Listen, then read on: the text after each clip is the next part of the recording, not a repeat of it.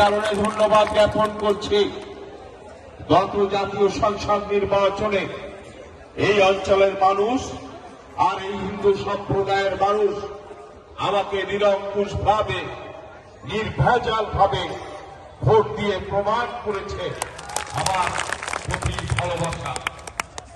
আমি আপনাদের কাছে কথা দিয়েছিলাম যে নির্বাচনে জয়ী হই আর পরাজিত হই আমি আপনাদের মাঝেই থাকব।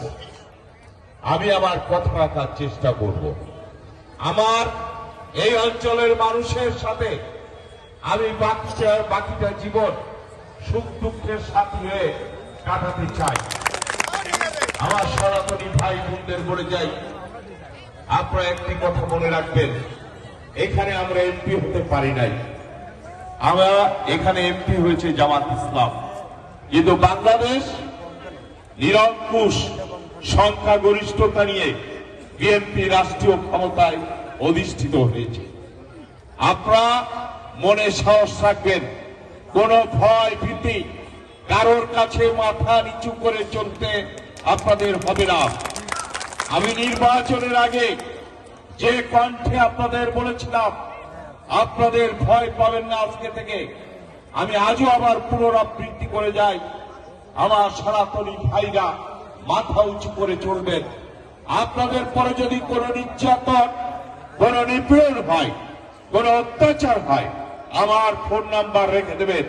আমার বিএনপির নেতারা এখানে আছে, ডাক্তার আব্দুল মজিদ সহ অনেকে আছে, তাদের কাছে বলবেন, না হয় আমাকে সরাসরি ফোন দিয়ে আপনাদের কমপ্লেন করবেন, আমি আপনাদের সেই সমস্যার সমাধান ইনশাআল্লাহ করে দেব। আমি কথা দিয়েছিলাম এই অঞ্চলের উন্নয়নে আপনাদের সাথে নিয়ে কাজ করব। আমি হতে পারি নাই, আমার দল ক্ষমতায় আছে, আমি ইচ্ছা করলে অনেক কাজ করতে পারি। সঙ্গত কারণে আপনারা আমার সাথে যোগাযোগ রাখবেন। এলাকার প্রত্যেকটা উন্নয়নের ব্যাপারে আমি আপনাদের সাথে নিয়ে ভূমিকা রাখব। আর আপনাদের মন্দিরের ব্যাপারে, মন্দিরের উন্নয়নের ব্যাপারে বিশেষ করে আমি স্পেশাল ভূমিকা রাখব।